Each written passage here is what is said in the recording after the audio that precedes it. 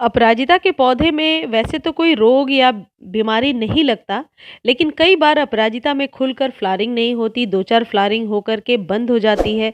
तो आज के वीडियो में मैं आपको बताने वाली हूँ कि यदि आपके अपराजिता में फ्लावरिंग कम हो रही है, इक्का-दुक्का फ्लावरिंग हो रही है या फिर आपका पौधा फ्लावरिंग के स्टेज पर है, तो आप किस फर्टिलाइज़र का सहारा लेंगे जिससे आपके पौधे के जो पत्ते हैं वो लश ग्रीन तो रहेंगे ही, साथ में फ्लावरिंग भी बहुत अच्छी होगी। और अपराजिता को किस तरीके से हम सभी बीमारी से भी बचा सकते हैं। अपराजिता के पत्ते कई बार मुड़े-मुड़े से हो जाते हैं, बहुत ज़्यादा बीमारियों का अटैक तो नहीं होता। फ्रेंड्स, आपको पता है अपराजिता को बहुत ईज़िली हम प्रोपेगेट कर सकते हैं।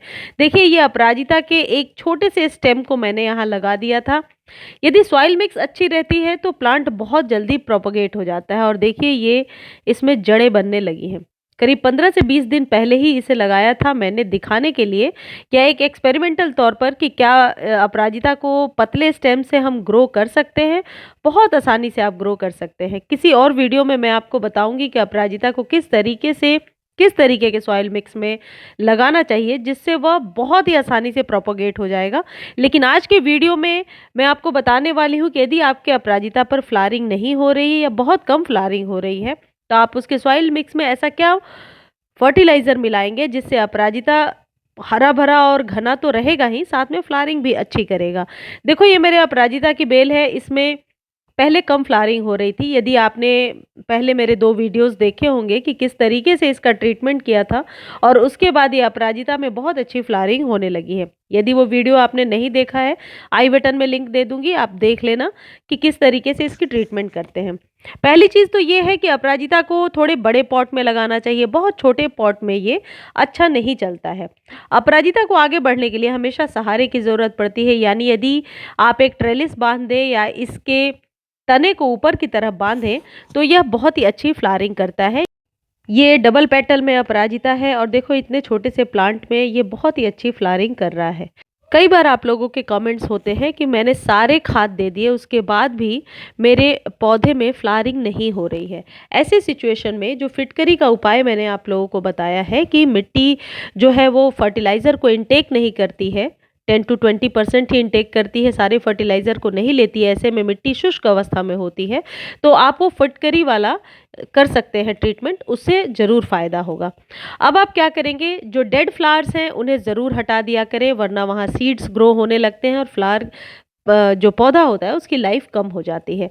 तो बेहतर है कि जो फूल खिल चुके हैं, एक ही दिन लाइफ होती है अपराजिता के फूलों की, तो आप उन फूलों को ज़रूर तोड़ लें, हटा दें वहाँ से। उसके बाद आप क्या करेंगे, मिट्टी की पहले अच्छे से गुड़ाई कर दीजिए। मिट्टी की गुड़ाई इसलिए भी ज़रूरी है, इससे मिट्टी ढीली होती है, सॉफ्ट होती है और जो एरिएशन है वह जड़ों तक पहुंचता है। यानी कि मिट्टी यदि ऊपर से सख्त नहीं रहेगी, सॉफ्ट रहेगी, तो उसमें फ्लावरिंग भी बहुत ही अच्छे से हो पाता है। और ये सभी फ्लावरिंग प्लांट के लिए है कि आप मिट्टी को ऊपर से सॉफ्ट बनाकर रखें, यानी गुड़ाई टाइम टू टाइम करते रहें, मिट्टी कभी भी सख्त ना हो। देखिए, जो अपराजिता है इसमें करीब करीब डेली ही आपको वाटरिंग करना पड़ता है। जाहिर है, वाटरिंग जब आप करेंगे ऊपर से मिट्टी चेक करके ही इसे आप पानी दिया करें। और फुल सनलाइट का पौधा है ये, पूरे दिन इसको धूप चाहिए, यानी मॉर्निंग टू इवनिंग तक के धूप में रखें। धूप की वजह से अपराजिता कभी भी खराब नहीं होता है। इसमें कोई रोग बीमारी या फंगस तो नहीं लगती, लेकिन यदि ओवर वाटरिंग होता है तो इसकी जड़ें बहुत ही जल्दी सड़ जाती हैं और जड़ों में फंगस लग जाता है। इसलिए कभी भी ओवर वाटरिंग ना हो, इस बात का आप ध्यान रखें। अब मैं आपको बताने वाली हूँ कि अपराजिता के लिए बैलेंस्ड एक फर्टिलाइज़र क्या होगा, किस किस फर्टिलाइज़र का आप सहारा लेंगे जिससे आपके अपराजिता में बहुत अच्छी फ्लावरिंग होगी। और यदि जड़ों में कोई फंगस वगैरह की समस्या है तो उससे भी आपको राहत मिलेगा।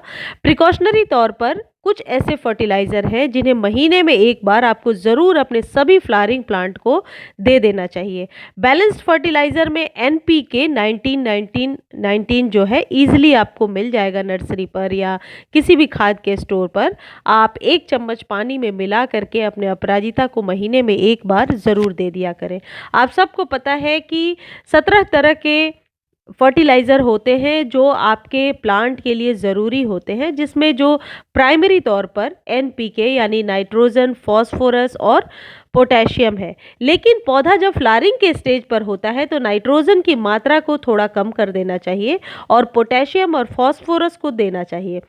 पोटेशियम देने से एक तो फ्लावरिंग बहुत अच्छी होगी और फास्फोरस देने से जड़ें और स्टेम जो है मजबूत होगी। आज के वीडियो में मैं ऐसे फर्टिलाइज़र के बारे में बताने वाली हूँ जिन्हें पत्तियाँ पीली होकर के झड़ने की समस्या है, वो समस्या भी इससे दूर हो जाएगी। देखिए, ये है केले का छिलका। आप केले के छिलके को सुखा लीजिए और सुखाकर टुकड़े में बना करके आप चाहे तो पाउडर भी बना सकते हैं और साइड में कुछ इस तरीके से मिट्टी में मिला करके आप अपराजिता के मिट्टी में ज़रूर दे दिया करें। इसका बहुत अच्छा रिजल्ट होता है। 2 महीने पहले मैंने ऐसा ही एक ट्रीटमेंट बताया था और उसके बाद आप देखिए फ्लावरिंग कितनी अच्छी होने लगी है। ऊपर से कोई भी कंपोस्ट मिला लीजिए, आप गोबर की खाद मिला सकते हैं या जो भी कंपोस्ट आपके पास है वो 1 मुट्ठी मिला करके ऊपर से अच्छे से रख दीजिए। आप चाहे तो 1 चम्मच पोटाश भी दे सकते हैं। पोटाश तभी दिया जाता है जब कलियां बनने लगती हैं। पोटाश जो है वे ये कलियों को बड़ा करने में और अच्छी फ्लावरिंग लेने में हेल्प करता है। और केले के छिलके का भी सेम प्रोसेस है, ये भी पोटेशियम रिच फर्टिलाइज़र होता है। आप चाहे तो केले के छिलके को पानी में भिगो करके 24 घंटे के लिए उसके वाटर को भी आप जड़ों में डाल सकते हैं। ये भी बहुत ही अच्छा काम करता है। इसके बाद आप क्या करेंगे, अपराजिता में जितने भी ऐसे सूखे हुए स्टेम हैं इन्हें निकाल दें, क्योंकि अनावश्यक ही ये जितने जो भी आप पोषक तत्व दे रहे हो उसे ये इनटेक कर रहे हैं और बदले में ऐसा भी नहीं है कि वापस से हरे हो जाएंगे। ये एक बार ड्राई हो गए तो ड्राई ही रहेंगे। तो अपने पेड़ को क्लीन रखिए। जब कभी आप सूखे हुए तनों को हटा देते हैं या फिर जो फूल खिल चुके हैं उन्हें हटा देते हैं तो पौधे को ग्रोथ करने का बहुत ही अच्छा स्पेस मिलता है। देखो, ये हरसिंगार में भी अब बहुत अच्छी फ्लावरिंग होने लगी है। ये जो पत्ते हरे-हरे हैं ना, ये प्रकाश संश्लेषण की क्रिया अच्छी करते हैं, तभी पत्ते जो है वो लश ग्रीन दिखते हैं, पत्ते पीले नहीं दिखते हैं। देखिए, ये है एप्सम सॉल्ट। एप्सम सॉल्ट बहुत ही एक ज़रूरी स्रोत होता है मैग्नीशियम सल्फेट जिसे कहते हैं। ये आपके जो पौधा है उसको कीड़ों से तो बचाता ही है, फंगस की समस्या को भी दूर करता है, साथ ही साथ पत्ते लश ग्रीन इससे होते हैं और इस वजह से आपका पौधा स्वस्थ रहता है।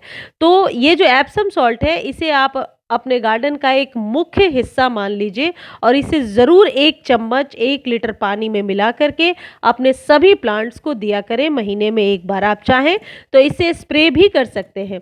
ये फर्टिलाइज़र जो है ये पौधों की ग्रोथ में तो सहायक होगा ही, साथ ही साथ जड़ों को फंगस से बचाएगा और उसके बाद यदि आपने कोई नया प्लांट लगाया है तो उसके जर्मिनेशन में ये बहुत ही अच्छा हेल्प करता है। देखो, ये पौधा मेरा हरसिंगार का बिल्कुल भी मरने लगा था, मैं सिर्फ एप्सम सॉल्ट का ही स्प्रे करती थी और उसमें अब नई पत्तियां आ गई हैं। तो जिन लोगों को ये शिकायत होती है कि पौधा बहुत जल्दी मर जाता है वो एप्सम सॉल्ट का सहारा लें।